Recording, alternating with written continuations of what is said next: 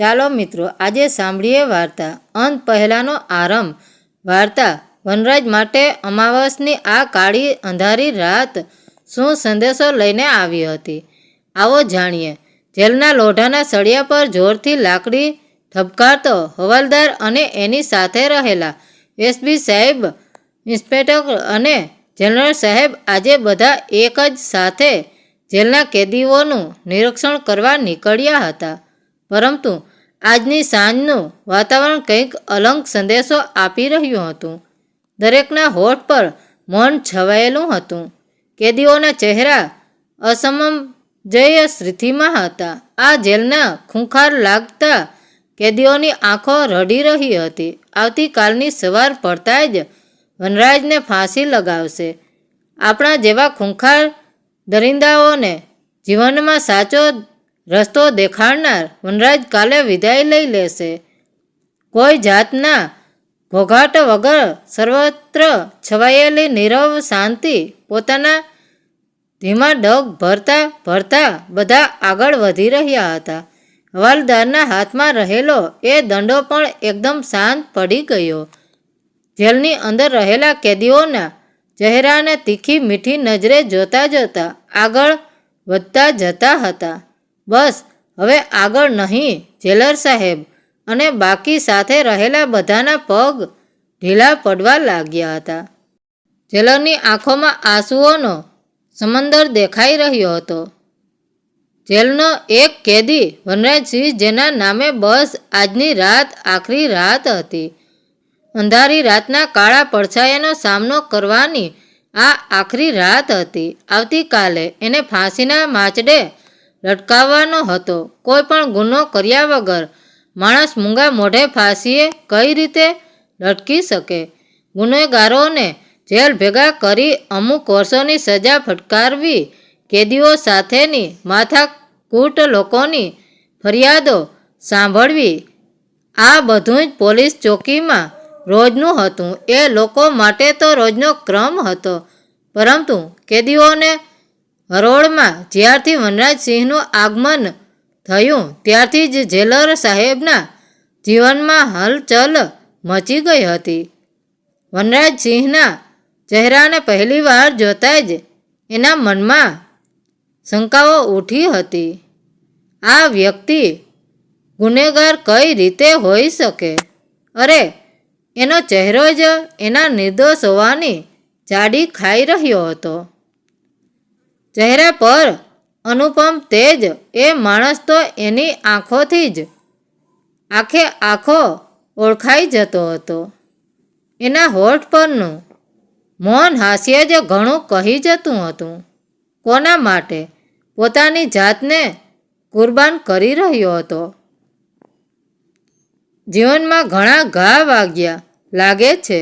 Jailer કોઈ દિવસ કેદી સાથે દોસ્તી કરે, પરંતુ આ કેદી નંબર 240 એટલે કે વનરાજસિંહ જેલર રણુભાને હૈયે વસી ચૂક્યો હતો. જેલર સાહેબ પોતાના કાર્યમાં સખ્ત હતા, પરંતુ હૃદય એમનું કોમળ હતું. એમનું જીવન પણ એકાંતમાં જ પસાર થતું. લગ્ન પછી થોડા સમયમાં જ ધર્મપત્ની આ દુનિયાથી વિદાય લઈ ચૂક્યા હતા. દેશ અને લોકો પ્રત્યે ફરજ અને નિષ્ઠાપૂર્વક કામગીરી બજાવતા જિંદગી પસાર કરવા લાગ્યા. જેલમાં અડીખમ એવા પંડછંદ કાયા ધરાવતા, મૂછોને તાવ દેતા કેટલાય ખૂંખાર કેદીઓ આ જેલમાં હતા, જેને જોતા જ શરીરમાં ભયની એક ધ્રુજારી છૂટી જાય. એવા દરેક ખૂંખાર કેદીઓને પોતાના મનના મણકાઓથી સમજાવીને વનરાજે એમને સાચા રસ્તે વાળ્યા હતા. એ લોકોને કઠોર પરિશ્રમ કરતા શીખવાડ્યું હતું. રોજ નવા કામ શીખતા વનરાજ કેદીઓ અને પોલીસ કર્મી સ્ટાફની નજરમાં બધાને ગમવા લાગ્યો. કામ કરતા દરેક કેદીઓની નજરમાં રાખતા જેલર સાહેબ કોઈને કોઈ બહાને વનરાજસિંહ પાસેથી એણે કરેલા ગુના બાબત વાત કઢાવવાનો પ્રયત્ન કરતા રહેતા. વનરાજસિંહ પણ થોડી ઘણી વાત કરી મૂળ વાતને પલટાવી દેતો. રોજનો આ ક્રમ બની ગયો. ધીરે ધીરે જેલર સાહેબ અને વનરાજસિંહ વચ્ચે વાતચીતનો દોર જામવા લાગ્યો. વાતચીત કરતાં કરતાં બંને વચ્ચે લાગણીનો સેતુ રચવા લાગ્યો. અંતે વનરાજે એક દિવસ જેલર સાહેબની આગળ પોતાની આપવીતીની શરૂઆત કરી જ દીધી. સાહેબ, હું જન્મ્યો ત્યાંથી બધાએ મને અપશુકનિયાળ ગણ્યો. મારો જન્મ થતાં જ માનો દેહાંત થયો. મારા બાપુએ બીજા લગ્ન કર્યા ત્યારે મારા મનને એક હાશકારો થયો. હાઈશ, કોઈ તો એવું આવ્યું જે મને વહાલ કરશે, પ્રેમ કરશે, મને મમતાના પ્રેમમાં નવડાવશે. કેમ કે બાપુ તો મને હઠધૂત જ કરતા.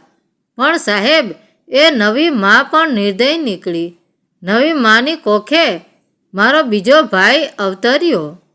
ભાઈના જન્મ થતાં જ હું એને મારા કાળજાના ટુકડાની જેમ વહાલ કરતો. મારા ભાઈને મારી આગળ સાચવવા મૂકીને મા અને બાપુ બહાર ફરવા ઉપડી જતા. બહારથી આવતા જ મા બાપુ બંને જણા મારા ભાઈને વહાલથી નવડાવી દેતા અને હું તરસી આંખે જોતો રહેતો.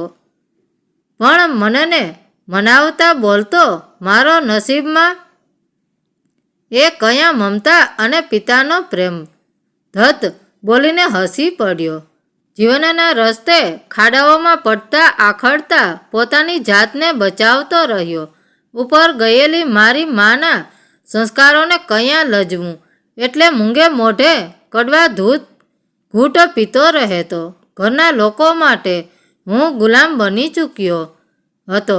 ધીરે ધીરે જુવાનીએ મારા જીવનમાં ડોકિયું કર્યું. મારો વ્યવહાર અને મારી અંદરના માણસને ઓળખનારી એ સંતોકડીએ મારા જીવનમાં પ્રવેશ કર્યો.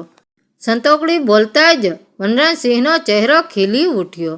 પોતાની આંખોને ઊંચી કરતા બોલ્યો, મારી સંતોકડીને તમે જોઈ નથી સાહેબ. લોહીના ટસિયા ફૂટે એવું રતું મંડું મોઢું હતું. એનું અમારી વચ્ચે અતૂટ પ્રેમ હતો. એક દિવસ પણ ના મળીએ તો બેમાંથી કોઈને ગોઠતું નહીં. ધીરે ધીરે અમારા પ્રેમ પ્રકરણની જાણ મારા ઘરના ને થઈ. ખાસ તો મારી માને મારો ભાઈ એ બંને વિરોધી હતા. માએ ગમે તેમ કરીને રોજે રોજ મારા ભાઈને મારી પાછળ લગાડી દીધો હતો. મારા મનમાં ફરી એક ડર પેદા થઈ ગયો. કંયાક મારો અને સંતુકડીનો પ્રેમ છીનવાઈ તો નહીં જાય ને. એ પછી જ્યારે જ્યારે એ મળવા આવતી ત્યારે એના ચહેરાનું નર કંયાક ને કંયાક ઝાંખું પડતું જતું હતું. હું એને પૂછતો, સંતુડી, તારું મોઢું આટલું ઢીલું કેમ? શું વાત છે? સતુ હસીને વાતને ટાળી દેતી અને મનમાં વિચારતી, વનરાજની મા અને ભાઈએ મને ધમકી આપી હતી. ધીરે ધીરે કરીને વનરાજને મળવાનું બંધ કરજે, નહીં તો વનરાજને જીવતો મારી નાખીશું. આ બાબત સંતોકે મને કાંઈ કહ્યું જ નહોતું. એ પણ મને મારા ભાઈ બંધથી ખબર પડી. રોજની જેમ જ હું સાંજ પડે સંતુકડીની રાહ જોઈને બેઠો હતો. ત્યાં જ મારો ભાઈબંધ દોડા દોડ આવ્યો ને બોલ્યો, જલ્દી ચાલ વનરાજ, તારી સંતોકને કોઈએ અને આગળ બોલી ન શક્યો. સાહેબ, મારી સંતુકડી લોહી લુહાણ હાલતમાં એને બાથમાં લઈને ચોધારા આંસુએ રડતો રહ્યો. મારો ભાઈબંધ નજીક આવી બોલ્યો, વનરાજ, મને ખબર મળી છે તારો ભાઈ અને તારી માનું આ કાવતરું હતું. એણે જ હજુ વાક્ય પૂરું થાય એ પહેલાં તો પોલીસ આવી પહોંચી અને મને લોહીમાં ખરડાયેલો જોઈ હાથ કડી પહેરાવી જેલ ભેગો કરી દીધો. બસ બસ વનરાજ, મારે તારા મોઢેથી જ સાંભળવું હતું. તારી અંદરની આગને બહાર કાઢતા કાઢતા તે જ તારી જાતને નિર્દોષ સાબિત કરી દીધી છે.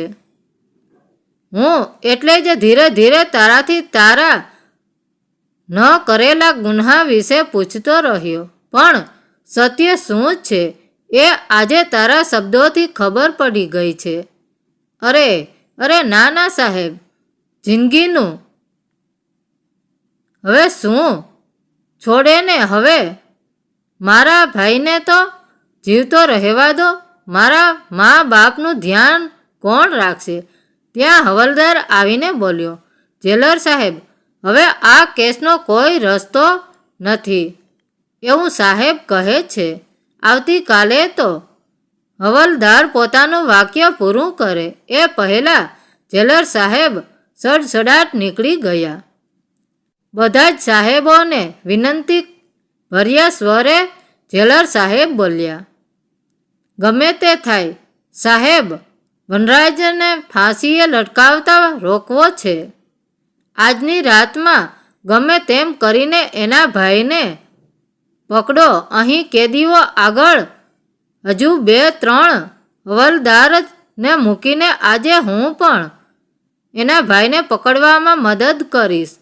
પણ સાહેબ, ચારે તરફ વાતાવરણ ખૂબ ખરાબ છે. ગાંડો તૂર થયેલો મુસળધાર વરસાદ અને પવન તો જો જે હશે જોયું જશે. આવતીકાલે કોઈ નિર્દોષને ફાંસીએ લટકાવતો જોવો એના કરતાં સાચા ગુનેગાર પકડવો જ પડશે. વનરાજનો ભાઈ જ્યાં રોજ બેસીને દારૂ જુગારનો અડ્ડો જમાવતો હતો, એની ભાળ મળી જતા પોલીસ ટુકડી પહોંચી ગઈ.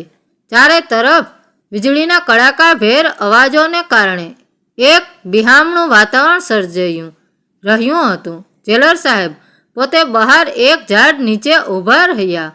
સખત તોફાની પવનને કારણે પૂરું ઝાડ ધ્વસ્ત થઈને જેલર સાહેબની ઉપર નીચે પડેલા ભારી પથ્થરોના હિસાબે જેલર સાહેબના ખંભે અને માથેથી લોહીની ધાર થવા લાગી.